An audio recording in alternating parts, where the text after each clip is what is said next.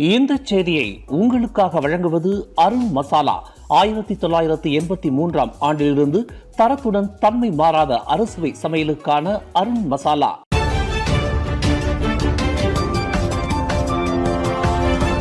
வணக்கம். திசைகளின் ஒரு மணி செய்திகள். 40 லஞ்ச ஊழல் குற்றச்சாட்டுகளில் இருந்து அஹ்மத் ஜஹீட்டின் விடுதலையை நிலைநிறுத்தியது அப்பீல் நீதிமன்றம். துணை பிரதமரும் அம்னோ தலைவருமான டத்தோஸ்ரீ அஹ்மத் ஜஹீட் ஹமீடி சம்பந்தப்பட்ட அந்நிய தொழிலாளர்களுக்கான விசா முறை தொடர்பிலான 40 லஞ்ச ஊழல் குற்றச்சாட்டுகளில் இருந்து அவர் விடுதலை செய்யப்பட்ட தீர்ப்பை புத்ராஜயா அப்பீல் நீதிமன்றம் இன்று நிலைநிறுத்தியது. பரிசான் நேஷனல் ஆட்சியின் போது நாட்டின் உள்துறை அமைச்சர் என்ற முறையில் VLN எனப்படும் அந்நிய தொழிலாளர்களுக்கான விசா முறை தொடர்பிலான ஒருங்கிணைந்த சேவைக்கான குத்தகையை அல்ட்ரா கிரானா சன்ரியான் பர்ஹாட் நிறுவனத்திற்கு வழங்கியது மூலம் அந்த நிறுவனத்திடம் இருந்து லட்சக்கணக்கான ரிங்கிட் லஞ்சம் பெற்றதாக அஹ்மத் ஜஹீட் மீது 40 குற்றச்சாட்டுகள் சுமத்தப்பட்டு இருந்தது.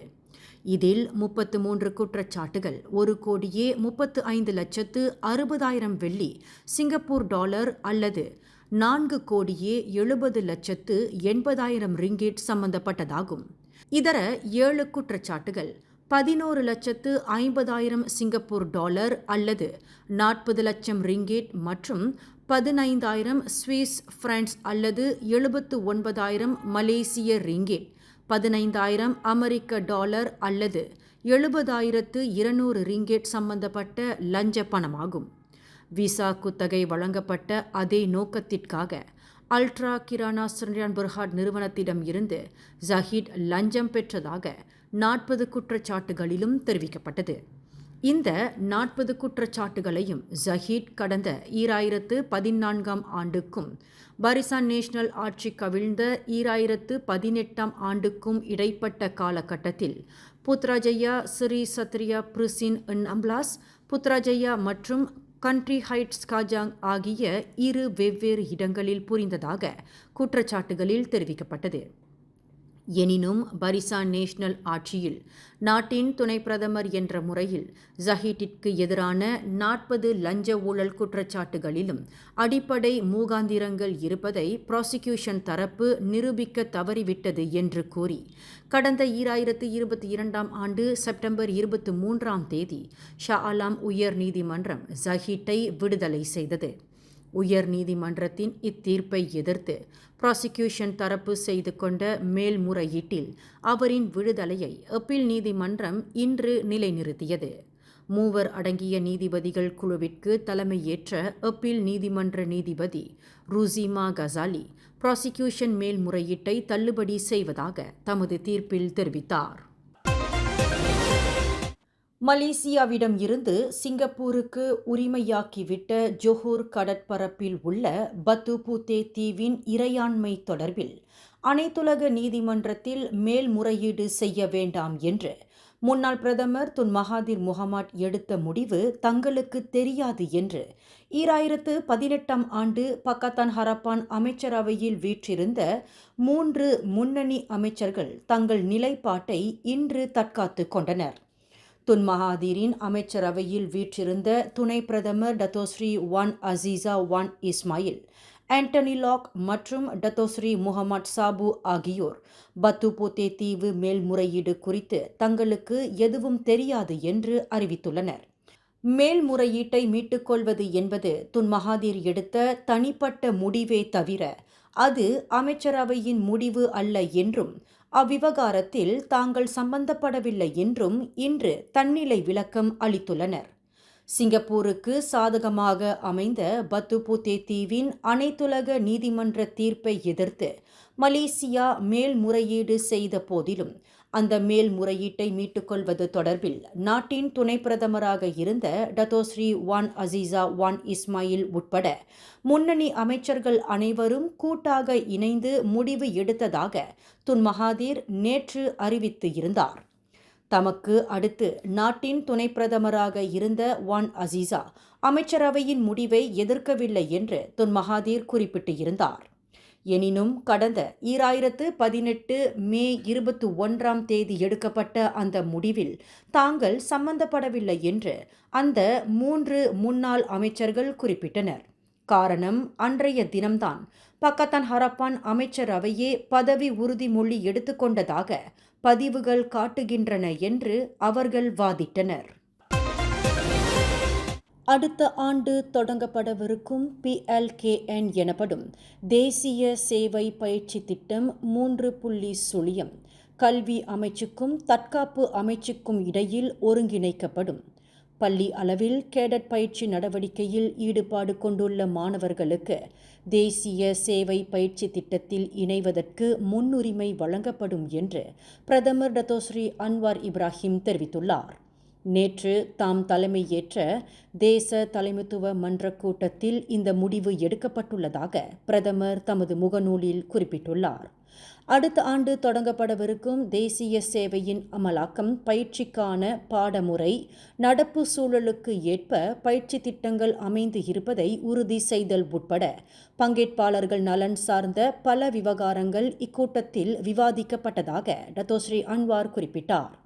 துணை பிரதமர் டத்தோஸ்ரீ ஃபடிலா யூசுப், உயர்கல்வி அமைச்சர் டத்தோஸ்ரீ ஜம்ரி அப்துல் கடீர், மக்களவை சபாநாயகர் தான் ஸ்ரீ ஜொஹாரி அப்துல் ஆகியோர் இக்கூட்டத்தில் கலந்து கொண்டவர்களில் அடங்குவர் என்று பிரதமர் குறிப்பிட்டார். டெலிகாம் மலேசியாவிற்கு சொந்தமான தொடர்பு துறைக்கான நிலத்தடி கேபிள்களை களவாடுவதில் தீவிரம் காட்டி வந்ததாக நம்பப்படும் 10 பேரை போலீசார் கைது செய்துள்ளனர். கோலாலம்பூர், புக்கிட் ஜலீல் மற்றும் ரவாங் ஆகிய பகுதிகளில் போலீசார் மேற்கொண்ட திடீர் சோதனை நடவடிக்கைகளில் 18க்கும் 44க்கும் இடைப்பட்ட வயதுடைய அந்த 10 சந்தேக பேர் வழிகளும் பிடிபட்டதாக அம்பாங் ஜெயா மாவட்ட போலீஸ் தலைவர் ACP முகமது அசாம் இஸ்மாயில் தெரிவித்தார்.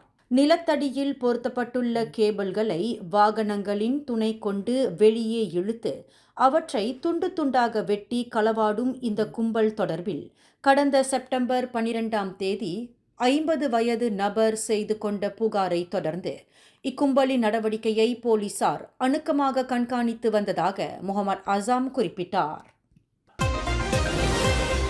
ஜொஹூர் குலாயில் நேற்று காலை 8:10 மணி அளவில் 21 வயது மோட்டார் சைக்கிளோட்டி சாலை விபத்தில் உயிரிழந்ததைத் தொடர்ந்து அங்கிருந்து தப்பி ஓடிவிட்ட அந்த விபத்துக்கு காரணமானவர் என்று நம்பப்படும் லாரி ஓட்டுநரை போலீசார் கைது செய்தனர்.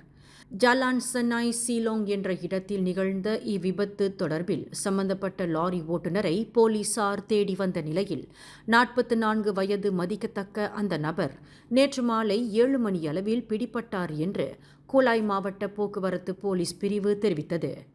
அந்த லாரி ஓட்டுநர் திடீரென்று தடம் மாறி வளைந்ததால் லாரியில் மோதுவதிலிருந்து தவிர்க்க சாலை தடுப்பை மோதிய அந்த மோட்டார் சைக்கிளோட்டி சம்பவ இடத்திலேயே உயிரிழந்தார். விபத்தை பார்த்ததும் அந்த லாரி ஓட்டுநர் நிற்காமல் தப்பிவிட்டதாக பூர்வாங்க விசாரணையில் தெரியவந்துள்ளது என்று போலீசார் குறிப்பிட்டனர். மலேசிய இந்தியர்கள் உருமாற்று பிரிவான மித்ரா 2024-2025 ஆண்டுகளுக்கான மலேசியா சீனா இளையோர் டிவெட் பயிற்சி திட்டத்தில் பங்கேற்க ஆர்வமுள்ள இந்திய இளைஞர்களிடம் இருந்து விண்ணப்பங்களை டிசம்பர் 5 முதல் வரவேற்கிறது. இந்த திட்டம் பூட் கேம்ப் முகாம் வடிவில் 2 வார காலத்திற்கு நடத்தப்படும். இந்த 2 வார கால பயிற்சி என்பது டிவேட் பயிற்சி குறித்து இளையோர்கள் குறிப்பிட்ட மற்றும் தரமான நடைமுறை திறன்களை வழங்குவதையும் உயர் தொழில்நுட்பத்தை பயன்படுத்துவதையும் புதிய கலாச்சாரங்களை நடைமுறைப்படுத்திக் கொள்ளவும் உலக கண்ணோட்டங்களை புரிந்து கொள்வதையும் நோக்கமாக கொண்டதாகும்.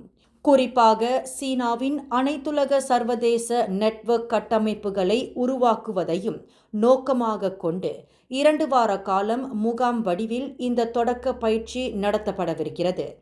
இந்த பயிற்சியில் பங்கேற்க ஆர்வமுள்ள மலேசிய இந்தியர்கள் 18க்கும் 25க்கும் இடைப்பட்ட வயதுடையவர்களாக இருக்க வேண்டும்.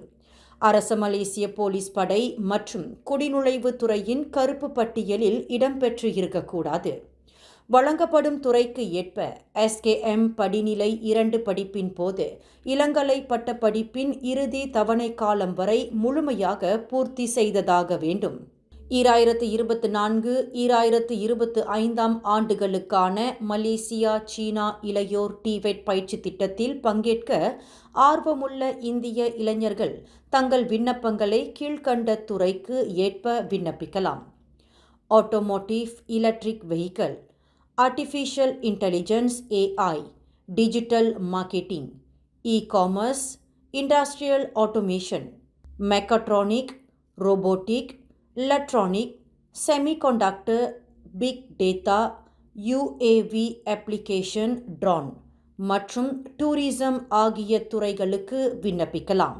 விண்ணப்ப பாரங்களை கீழ்க்கண்ட அகப்பக்கத்தில் கூகுள் படிவத்தில் பதிவேற்றம் செய்து வரும் 2025 ஆண்டு ஜனவரி 5 தேதிக்குள் அனுப்பி வைக்குமாறு மித்ரா கேட்டுக்கொண்டுள்ளது.